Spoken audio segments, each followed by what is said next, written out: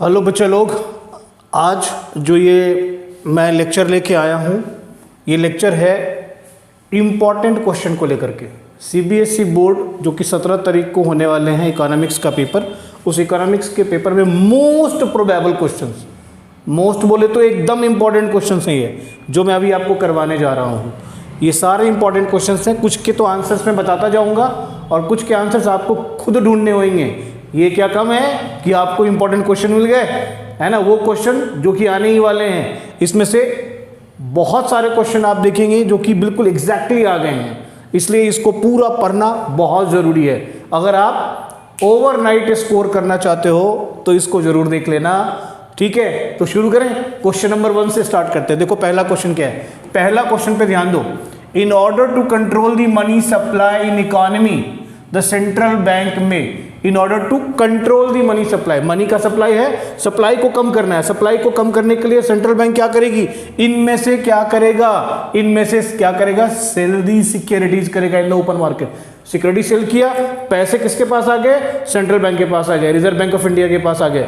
बस लोगों के पास पैसे कम हो गए, बैंक के पास पैसे कम हो गए, क्रेडिट जो है वो बैंक अब आप एक्सटेंड नहीं कर पाएगी तो लोगों के पास पैसे कम हो जाएंगे। ओके, तो कंट्रोल हो गया मनी सप्लाई पे। ऐसे ही अगला क्वेश्चन देखो, ध्यान से देखना है आपको। क्वेश्चन देखो, state whether the following statement is true और false. Government budget is an important monetary policy instrument.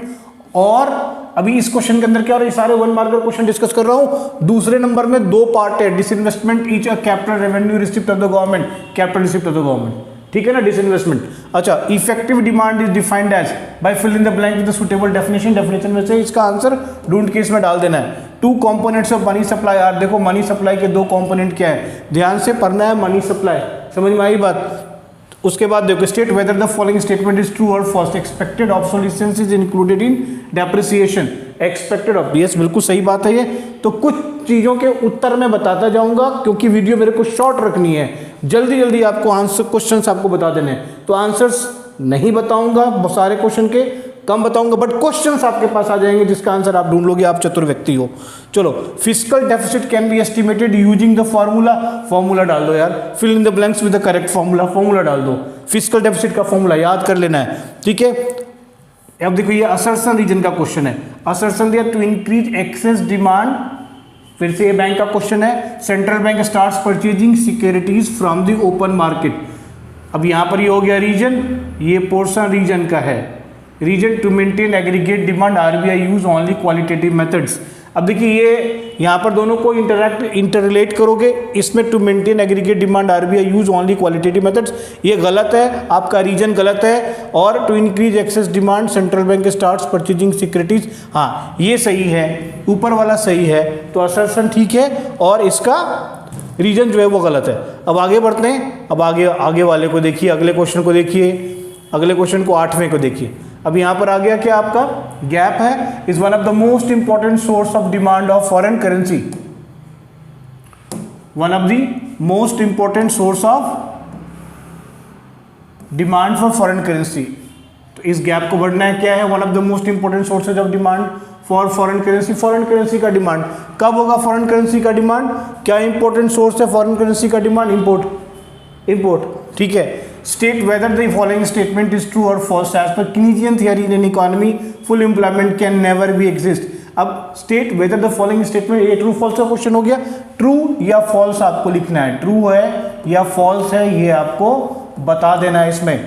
तो Keynesian theory in an economy full employment can never exist, ये बिल्कुल ट्रू स्टेटमेंट है कीनेजियन थियरी के हिसाब से। अगला डेफिनेशन देख लो, ये सीधे डायरेक्ट डेफिनेशन है, ठीक। ये अगला क्या है, डायरेक्ट डेफिनेशन है। ट्रेड सरप्लस को डिफाइन कर दीजिए। अब आप कहां पे आएंगे, बैलेंस ऑफ पेमेंट का चैप्टर पढ़ेंगे, वहां पे ट्रेड सरप्लस आपको मिल जाएगा। अगले क्वेश्चन पे चलिए, अगले क्वेश्चन पे चलेंगे। अगले क्वेश्चन पे, final goods include only those goods which are consumed by the household. Defend or refute, क्या फाइनल गुड्स वही गुड्स है, नेशनल इनकम में आ गए आप, जिनको जो हाउस होल्ड है वो कंज्यूम करती है, सिर्फ उन्हीं गुड्स को आप फाइनल गुड्स बोलते हो क्या, या और कोई गुड्स नहीं है, नहीं और भी है ना भाई, और क्या गुड्स है, ओनली बोल दिया। यहाँ पर इस बात को तर्क करना है, माइंड में रखना है कि भैया ओनली बोला हुआ है, तो सिर्फ कंजम्पशन गुड्स ही नहीं है जो हाउस होल्ड कंज्यूम करती है, सिर्फ वही गुड्स नहीं होते, इन्वेस्टमेंट वाले गुड्स जो होते हैं वो भी होते हैं जो फाइनल में आते हैं। तो स्टोरी समझ में आ गई। आगे देखिए, circular flow principle is based on the assumption that one's expenditure will become others income. बिल्कुल सही बात है। इस स्टेटमेंट को आपने क्या करना है, डिफाइन कर देना है बच्चों, एक्सप्लेन कर देना है। ये सारे 3 नंबर के क्वेश्चन आ रहे हैं, समझ में आ रही है बात। 10वें के बाद 11वां 3 नंबर का क्वेश्चन है। 12वां देखिए, justify the following statement with valid reason. Ex ante aggregate demand is always equal to ex ante aggregate supply. भाई सब ex ante aggregate demand, ex ante aggregate supply होगा तो जो है, जो नेशन है, जो इकॉनमी वो इक्विलिब्रियम में रहेगी। ऐसा नहीं होता। इस स्टेटमेंट को रीजन दे करके बताइए कि ये क्यों नहीं होता। अब बेटा इसका आंसर तो तुम आराम से पता लगा सकते हो। आगे देखिए, using hypothetical numerical example explain the process of credit creation bye a commercial bank. समझ में आ रही है बात। मेरे ना वीडियोस देख लीजिएगा इसके ऊपर आप, वहाँ पर मैंने बिल्कुल डिटेल में बता दिया हुआ है कैसे क्रेडिट क्रिएट करता है। तो जैसे CRR का इस्तेमाल करके SLR, CRR जो LRR होता है उसका इस्तेमाल करके आप मनी मल्टीप्लायर देखेंगे और वहाँ से आपको निकल के आएगा क्रेडिट क्रिएशन बैंक का। तो ये आपको देना है। Central bank acts as the bank to the government, elaborate करना। डायरेक्ट क्वेश्चन है, सीधा एक्सप्लेनेशन है, याद कीजिए, यहाँ पर लिखिए, कोई प्रॉब्लम नहीं है। India is taking huge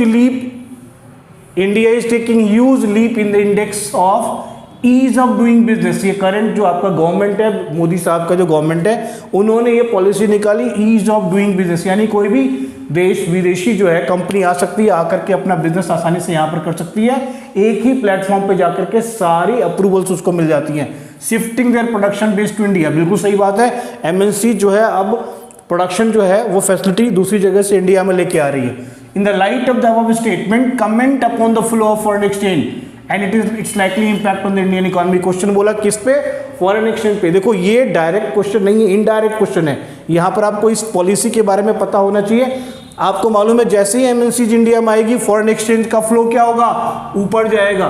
foreign exchange का फ्लो क्या होगा, ऊपर जाएगा। बस उस हिसाब से इस आंसर को आपने क्राफ्ट करना है। Define revenue expenditure. ओके, अब बिल्कुल सिंपल सा रेवेन्यू एक्सपेंडिचर है। Neither creates any asset nor reduces any liability. Simple सी प्रॉब्लम है, neither reduces any asset nor creates any liability. तो डिफाइन रेवेन्यू एक्सपेंडिचर ही हो गया।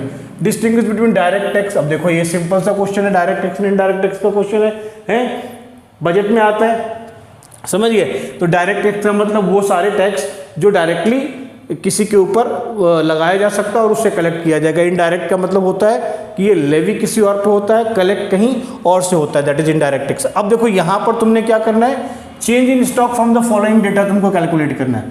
समझ में आ रही बात, समझ में आ रही बात। और इस क्वेश्चन के 2 पार्ट हैं, दोनों पार्ट 3-3 नंबर के हैं बॉस। तो ये देखो,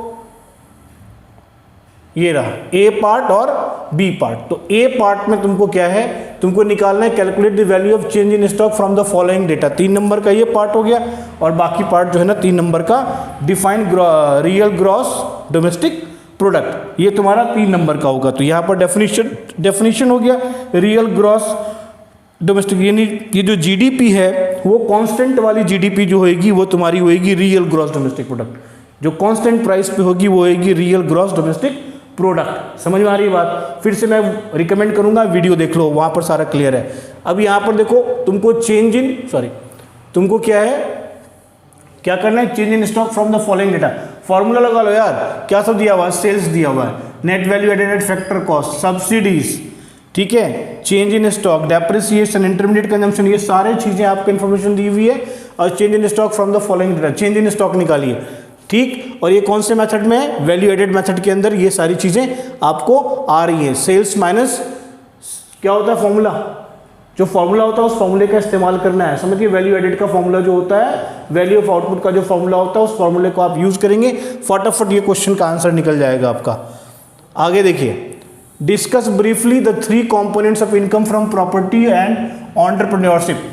3 components of income from property and entrepreneurship and what are externalities. ये अगर आपको ये न्यूमेरिकल में प्रॉब्लम आती है दोस्त, तो externalities state it's type is suitable example को आप कर सकते हो। पॉजिटिव एक्सटर्नलिटी होती है, नेगेटिव एक्सटर्नलिटी होती है। अगर कंपनियां आ रही हैं, अगर कंपनियां आपके देश में आ रही हैं या आपके क्षेत्र में कंपनीज आ रही हैं, तो क्या हो रहा है, एम्प्लॉयमेंट जनरेशन हो रहा है, तो पॉजिटिव एक्सटर्नलिटी हो गई, ठीक है। या आपका वहाँ का जो वो जो जगह है वो अर्बनाइज्ड हो रहा है, तो पॉजिटिव एक्सटर्नलिटीज़ हो गई। लेकिन अगर इसी से अगर पोल्यूशन फैलता हो या और सारी ख़राब चीज़ें होती हों तो वो नेगेटिव एक्सटर्नलिटीज़ हो गई। बेटर अंडरस्टैंडिंग के लिए आपको क्या करना है, तो याद करना है इसको। Discuss briefly 3 components of income from property and entrepreneurship. Income from property and entrepreneurship, income वाला जो चैप्टर है आपका नेशनल इनकम, उसके अंदर दिया हुआ है, आप उसको आराम से पढ़ लेंगे, वहाँ से याद आप कर सकते हो। In an economy if initial investments are increase by 100 crores, discuss the working of investment multiplier presuming marginal propensity to consume 0.8। अब यहाँ पर देखो तुम्हारा क्या है, फॉर्मूला लगा हुआ है, यहाँ पर तुमको फॉर्मूला लगाना है बच्चे। क्या फॉर्मूला लगाना है, तो मल्टीप्लायर का फॉर्मूला क्या होता है, k is equal to delta I upon delta Y. समझ में आ रही बात। तो तुम क्या करोगे, इन्वेस्टमेंट का इंक्रीज बाय 100 crores, कहता है कि तुम्हारी जो इनिशियल इन्वेस्टमेंट है 100 करोड़ से बढ़ गई और तुम्हारी जो एमपीसी है वो 0.8 है। तो भैया तुम्हारे पास के निकालने का एक और फॉर्मूला है, के 1/MPC।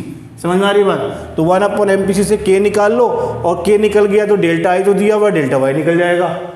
सिंपल। अब देखो k is equal to 1/MPC है तो 1/0.8 कर दो, marginal propensity to consume given है, 1/0.8 कर दो, तो 1 को 0.8 से डिवाइड करके देख लो, जो भी आ रहा है वो k आ गया। k की वैल्यू को यहाँ डाल दो, डेल्टा आई ऑलरेडी तुम्हारे पास में 100 करोड़ है, डेल्टा आई यहाँ पे डाल दो, डेल्टा वाई निकल जाएगा। That's it. चलो, तो हमने मैक्रो के पार्ट को खत्म कर लिया, आगे बढ़ते हैं।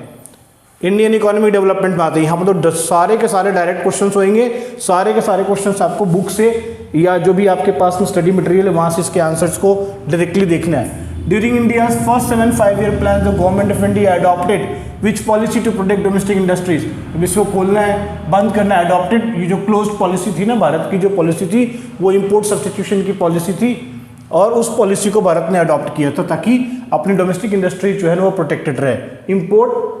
इम्पोर्ट सब्सटीट्यूशन, समझ गए। Mention any one advantage of agriculture diversification. Agriculture diversification यानी एग्रीकल्चर को अगर डाइवर्सिफाई कर देते हो तो क्या होता है, जो दूसरे सेक्टर्स से जो है ना वो आपको नॉन एग्रीकल्चरल एम्प्लॉयमेंट जनरेट होता है, उससे नॉन एग्रीकल्चरल एम्प्लॉयमेंट जनरेट होता है। फिर state whether the following statement true और फॉल्स। बस सिंपली ट्रू और फॉल्स लिखना है। In the past few decades primary sector has created maximum jobs in India. No भैया, ऐसा नहीं है, फॉल्स है ये। सेकेंडरी सेक्टर ने जनरेट किया है ज़्यादा से ज़्यादा जॉब, टर्सरी सेक्टर ने। सबसे ज़्यादा जॉब किसने किया है, टर्सरी सेक्टर ने क्रिएट किया। आगे बढ़ेंगे। Was the predecessor organisation to World Trade Organisation, यहाँ पर आ गया कौन सा, WTO से पहले। प्रीडिसेसर का मतलब हो गया कि WTO जो है उससे पहले का ऑर्गेनाइजेशन कौन सा था, तो दोस्त था गैट, है ना। फिर international bank for reconstruction and development, IBRD।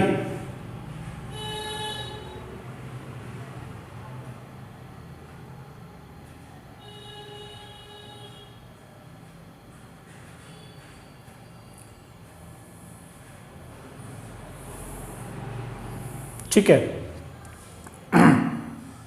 India is not a member of which of the following regional global economic grouping. इनमें से किसका भारत सदस्य नहीं है, इसका सदस्य नहीं है। EU मतलब यूरोपियन यूनियन, बाकी सबका बात देखो यहाँ पर देखो आई है ना, आई इसका मतलब इंडिया है। G20 का भी पता ही है, भारत है जो है ना, भारत इसको लीड करता है, चेयरमैन भारत का ही, प्रेसिडेंट भारत ही है, तो प्रिजाइड भारत ही करता है G20 का। SAARC South Asian Association for Regional Cooperation, इसका तो भारत मेंबर है ही। इसके और में Pakistan introduced its economic reforms in the year 1988। समझ गए, चूज द करेक्ट ऑल्टरनेटिव। अब ये डेट्स हैं, इसको ध्यान से देखना है आपको।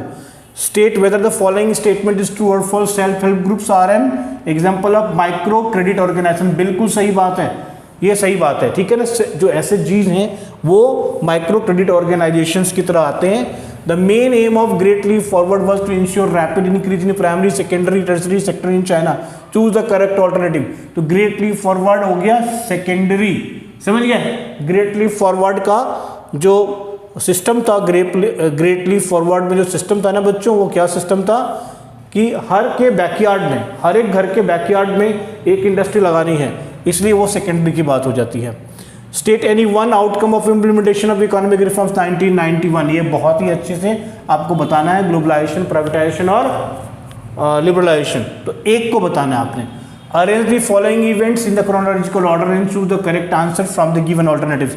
बहुत ही सिंपल सी चीज़ है, आप देख लो। इसमें क्या हो रहा है, इसमें आपको क्रोनोलॉजी बतानी है, यानी कि पहले कौन फिर कौन फिर कौन फिर कौन, यानी कि डेट वाइज आपको इसका ऑर्डर में बताना है। तो establishment of People's Republic of India China, creation of Pakistan, first 5 year plan of India, first 5 year plan of China. अब इन चारों को क्रोनोलॉजी में दिखा देना है। तो देखो मेरे हिसाब से सबसे पहले क्या हुआ था, स्टैब्लिशमेंट ऑफ, पहले क्रिएशन ऑफ पाकिस्तान हुआ था, फिर establishment of people republic of China, फिर first 5 year plan of India और उसके बाद first 5 year plan of China हुआ था। समझ में आ रही है बात? First 5 year plan of China, उसके बाद first 5 year plan of India हुआ था। यानी आपका ये होना चाहिए 1 2, पहले पे 1, दूसरे पे, पहले पे 2 है ना, पहले पे 2, दूसरे पे 1, तीसरे पे 3 और ये 5 कहाँ से आ गया? 5 कहाँ से आ गया? गलती से ये 5 लिख गया हुआ है, ये 4 होना चाहिए बच्चों, ये 4 होना चाहिए। ठीक है, तो ये वाला ऑल्टरनेटिव आपका सही लग रहा है मेरे को। 1 2 3 1 2, ठीक है, this alternative is correct, C is the correct choice. Okay, आगे बढ़ते हैं बच्चों। अब आगे देखिए, आपका first industrial policy resolution of independent India announced in the year was 1948, ये ईयर है। अब कुछ डेट्स को आपको याद रखना होगा।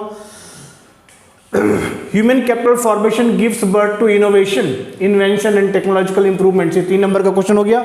Do you agree with the given statement, support your answer with valid arguments. भाई साहब यहाँ पर आर्गुमेंट दीजिए। अगला है आपका केस स्टडी, है ना। यहाँ मैं आपको ऐसे बता दूं कि हाँ भाई, human capital formation gives birth to innovation, ये बात तो सही है। इन्वेंशन, टेक्नोलॉजिकल इंप्रूवमेंट, ये सब बात ठीक है, आप इससे एग्री करते हो, हाँ आप एग्री करते हो, लेकिन आप इसके लिए क्या करेंगे, वैलिड आर्ग्यूमेंट्स देंगे। तो इसके लिए फिर आप सही से उत्तर ढूंढेंगे और इसको करेंगे। इसके और में एक केस स्टडी है छोटा सा। The government is fast tracking the integration of E national agricultural market, e NAM, with farmer producer organization FPO and warehouses which have been declared as market yards to provide end-to-end connectivity to farmers. It will then connect these FPOs and warehouses with the transport aggregator mobile app Kisan Rath for seamless supply linkages to interstate and intrastate buyers to the, the app brings together 5 lakh trucks and 20,000 tractors on mobile platform for transporting farm produce to market from farm gate. Source Economic Times है। यानी ये statement एक बढ़िया से इसको पढ़िएगा case study को, कि भारत सरकार जो है नेशनल एग्रीकल्चरल मार्केट को, integration of E national agricultural market को, मतलब जो इंटरनेट पे बेस्ड नेशनल एग्रीकल्चरल मार्केट है उसको फार्मर के जो प्रोड्यूसर ऑर्गेनाइजेशन है उसके साथ इंटीग्रेट करने का प्लान कर रही है। वेयर हाउसेज को भी इंटीग्रेट करने का प्लान कर रही है, जहां पर been declared as the market yards to provide end-to-end connectivity to farmer। Farmer का end-to-end कनेक्टिविटी होगा, यानी यहाँ से फार्मर के खेत से अनाज पैदा होगा और बाजार में जाकर के बिक जाएगा। That is what called end-to-end connectivity. कहीं पर फार्मर को कुछ करना नहीं है, बस अपना प्रोडक्ट को पोर्टल पे डाल देना, ये भैया हमने हमारे खेत में उगा है, तुम आओ ले जाओ, बस अपने आप सारा सिस्टम जो है चैनलाइज हो जाएगा, मार्केट तक ये पहुँच जाएगा। ठीक, अब इस केस को समझने के बाद आंसर डिफाइन एग्रीकल्चरल मार्केटिंग, ये आंसर सीधे बुक से निकलेगा आपके किसी भी टेक्स्ट। एग्रीकल्चरल मार्केटिंग क्या होती है। दूसरा, highlight the problem of distress cell in India. Distress cell का मतलब क्या होता है कि एकदम से आगे आदमी दबाव में कि यार इसके तो दाम घट जाएंगे, दाम तो घटने वाले हैं, तो जल्दी जल्दी इसको निकाल दो, खराब होने वाला माल जल्दी जल्दी इसको निकाल दो। That is distress sales in India, इसको आपने देखना है। और which bill is recently pass for the farmers, तो आपको पता है एग्रीकल्चरल बिल पास हुआ था, फिर फार्मर्स को वापस लेना पड़ा सरकार को। ओके, उसके बाद आप चले जाएंगे compare and analyse the given data of India and China with valid reason. अब यहाँ पर आपको ये स्टेटमेंट को लिखने का बहुत ही बेहतरीन तरीका होना चाहिए। एनुअल ग्रोथ ऑफ पॉपुलेशन 15 में इंडिया 1.2, जेंडर रेशियो 929 पर 1000, चाइना में 0.5% एनुअल ग्रोथ पॉपुलेशन और 941 जेंडर जो रेशियो है। अब आप क्या लिखोगे यार, क्या दिख रहा है आपको कि 1.2% जो है आप इंडिया के एनुअल पॉपुलेशन ग्रोथ को चाइना के एनुअल पॉपुलेशन ग्रोथ के साथ कंपेयर कर दो तो देखो कि यहाँ पर भारत का जो एनुअल ग्रोथ ऑफ पॉपुलेशन वो चाइना के मुकाबले ज़्यादा है, लेकिन लड़कियों की संख्या लड़कों के मुकाबले कम है भैया, 929 पर 1000, यानी 929 लड़के 1000 पे। लेकिन चाइना में पॉपुलेशन ग्रोथ रेट इंडिया से कम रहने के बावजूद भी रेशियो इंडिया से ज़्यादा है, तो इसी बात को आपने स्टेटमेंट के तौर पे लिख देनी है। India is often called as outsourcing destination of the world, discuss the prime reason for this status given to India, यानी भारत से आउटसोर्सिंग होता है, इसके बारे में आपको लिखना है। State the meaning of import substitution, explain how import substitution can protect the domestic industries, बस इंपोर्ट सब्स्टिट्यूशन के ऊपर लिखना है और इसका जो फीचर है वो आपको यहाँ पर डाल देना है। State any one positive contribution made by the Britishers in India, positive contribution railway था और एडमिनिस्ट्रेशन था, एक को ही आपको करना है। India the volume and direction of foreign trade off India at the time of independence, भाई साहब ये तो डायरेक्ट आंसर है, डायरेक्ट क्वेश्चन है। India the volume and direction of foreign trade off India at the, volume क्या था, कम था, direction किधर था, खाली ब्रिटेन था। इनमें से किसी दो को डिफाइन कीजिए। देखो sir, absorptive capacity of environment, sustainable development वाला चैप्टर आप करेंगे, वहां पर आपको देखेंगे एब्जॉर्प्टिव कैपेसिटी ऑफ इन्वायरमेंट का मतलब होता है कि जितनी इन्वायरमेंट की सहने की क्षमता होती है। कैरिंग कैपेसिटी ऑफ इन्वायरमेंट, भाई ये भी है, एब्जॉर्ब करने की क्षमता और कैरी करने की क्षमता, जितना ले जाने की क्षमता होती है इन्वायरमेंट की, एक होता है एब्जॉर्ब करने की क्षमता, एक होती है ले जाने वाली क्षमता। पॉवर्टी लाइन, ये आपको नहीं करना है क्योंकि पॉवर्टी का चैप्टर आपका कटा हुआ, ये क्वेश्चन गलती से यहाँ पर आ गया हुआ है, सॉरी। आगे बढ़ते हैं। Why are fewer women found in regular salaried employment? भाई इसको अच्छे से बताना है। और बी है इसका analyse the recent trends in sectoral distribution of workforce in India, इसको अच्छे से याद करना है। और यहाँ पर आपको दे दिया हुआ है trends in employment pattern sector wise. अब sector primary, secondary, tertiary sector का 3 सालों का फिगर दिया हुआ है। इन तीनों सालों के फिगर को लेकर के आपको एक्सप्लेन कर देना है, ज्यादा कुछ नहीं करना, कंपेयर करके एक्सप्लेन कर देना है, बॉस और कुछ नहीं करना, समझ गए। उज्ज्वला योजना को लेकर के देखिए, has been a game changer for rural India. State any 3 conventional fuels being targeted under the LPG cylinder distribution scheme. तो 3, कोयला हो गया, लकड़ी हो गया, और क्या है, और तुम ढूंढो, ठीक है।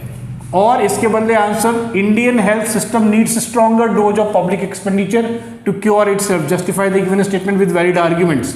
समझ में आ रही बात? तो stronger dose of public expenditure का मतलब होता है कि भारत सरकार को ज्यादा खर्च करना चाहिए, किसके ऊपर, तो हेल्थ एक्सपेंडिचर के ऊपर, हेल्थ के ऊपर ज्यादा भारत सरकार को ज्यादा खर्च करना चाहिए, हैवी डोज देना चाहिए ताकि इसकी स्थिति अच्छी हो सके। तो भाई देना ही चाहिए, अभी आपने कोविड के केस में देखा क्या हुआ है ना। तो इन सब बातों को लेकर के आपको इसका आंसर क्राफ्ट करना है। और आपको मैं इंपॉर्टेंट बात बता दूं, जो 1 नंबर के क्वेश्चन है वो तो ऐसे ही हैं, जो 3 नंबर के क्वेश्चन है 60 से 80 नंबर वर्ड्स में लिखेंगे, जो 4 नंबर के क्वेश्चन 80 से 100 में, जो 6 के हैं उसको 100 से 120 शब्दों में लिखेंगे। इस बात का खास ध्यान रखेंगे। जय हिंद, जय भारत, ठीक है, ध्यान से रखना है इसको।